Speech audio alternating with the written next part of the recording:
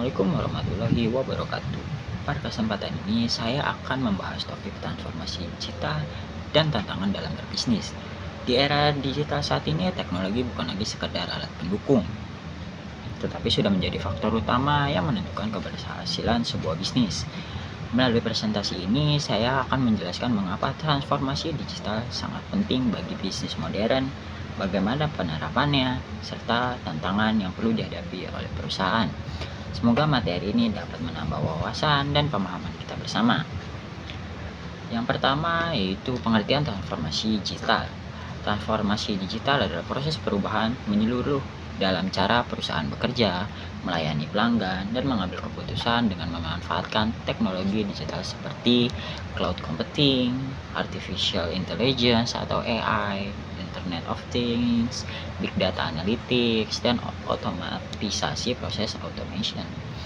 Intinya transformasi digital bukan hanya memasang teknologi baru, melainkan mengubah budaya kerja, proses bisnis, dan model bisnis agar lebih cepat, efisien, dan responsif. Selanjutnya itu adalah mengapa transformasi digital sangat penting. Ada beberapa alasan utama mengapa perusahaan harus melakukan transformasi digital. Yang pertama yaitu perubahan perilaku pelanggan. Pelanggan kini ingin serba cepat, nyaman, mobile, dan personal. Jika bisnis tidak mengikuti, pelanggan akan beralih ke kompetitor. Terus yang kedua ada persaingan semakin ketat.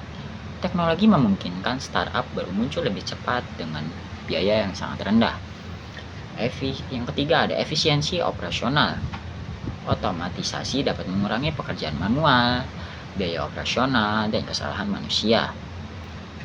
Yang keempat ada pengambilan keputusan berbasis data dengan data analytics.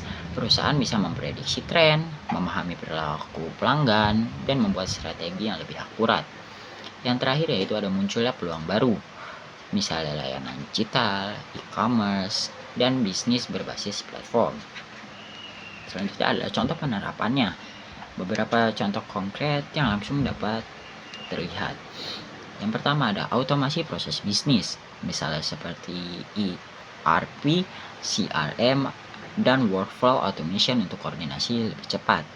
Yang kedua ada digital marketing atau SOE, media sosial, iklan digital, email marketing, dan pemasaran berbasis data.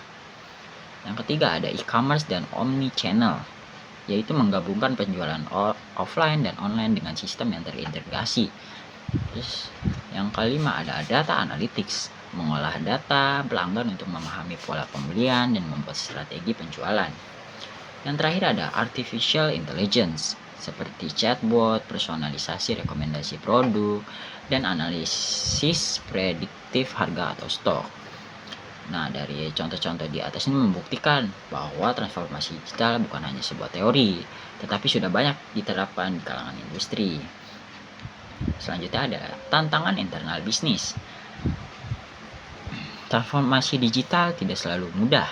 Secara internal ada beberapa hambatan. Yang pertama ada mindset dan resistensi perubahan, yaitu banyak karyawan merasa takut, tidak siap, dan terbiasa dengan cara yang lama. Yang kedua ada keterbatasan SDM digital. Perusahaan sering kekurangan tenaga dengan skill IT, cyber security, data, dan automation. Yang ketiga ada investasi awal yang cukup besar, yaitu perlu biaya untuk sistem baru, pelatihan, dan migrasi data. Yang keempat yaitu ada integrasi dengan sistem lama atau legacy system. Sistem lama sering tidak compatible dengan teknologi modern. Yang kelima ada keamanan cyber. Semakin digital, semakin tinggi juga resiko serangan cyber, kebocoran data, dan pencurian identitas. Nah, selain adanya tantangan internal dalam bisnis, di sini juga ada tantangan eksternalnya. Selain tantangan internal, ada tantangan yang dari luar perusahaan. Yang pertama ada perubahan cepat di pasar, seperti perilaku pelanggan, tren digital, dan kebutuhan pasar berubah sangat cepat. Yang kedua ada persaingan digital dari perusahaan baru. Startup bisa muncul tiba-tiba dan langsung menutup pasar. Yang ketiga ada regulasi dan kebijakan pemerintah, misalnya perlindungan data, pajak digital, dan standar keamanan. Yang keempat ada ketergantungan pada platform pihak ketiga. Banyak pembisnis tergantung pada cloud, marketplace, atau sosial media yang tidak bisa dikontrol sepenuhnya oleh perusahaan. Tantangan ini membuat perusahaan harus selalu updatif dan siap berubah setiap saat. Terus selanjutnya ada strategi menghadapi tantangan transformasi digital. Untuk sukses, perusahaan perlu strategi yang tepat. Yang pertama yaitu mulai dari visi digital yang jelas, seperti tentukan arah, prioritas, dan roadmap transformasi. Yang kedua ada tingkatkan literasi digital karyawan, seperti pelatihan, workshop, atau sertifikasi untuk meningkatkan kemampuan. Yang ketiga adalah lakukan transformasi secara bertahap, mulai dari proyek kecil atau quick wins sebelum proyek besar.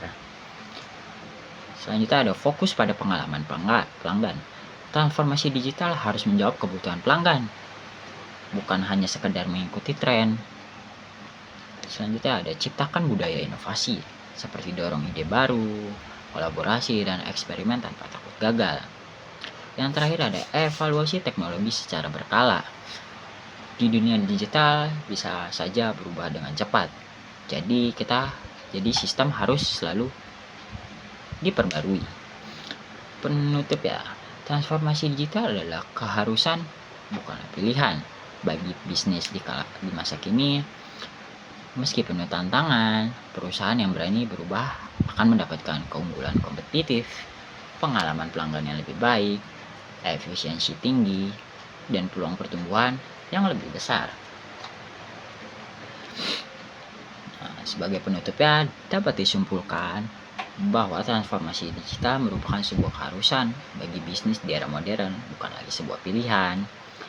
Meskipun prosesnya penuh tantangan, baik dari sisi internal maupun eksternal, perusahaan mampu beradaptasi dan berinovasi akan memperoleh banyak manfaat, seperti keunggulan kompetitif, peningkatan pengalaman pelanggan, efisiensi operasional, serta peluang pertumbuhan yang lebih besar. Oleh karena itu, kunci keberhasilan transformasi digital terletak pada kesiapan sumber daya manusia, strategi yang jelas, dan kemampuan untuk terus belajar serta berubah. Demikian presentasi yang dapat saya sampaikan. Terima kasih atas perhatian Bapak atau Ibu dan teman-teman sekalian.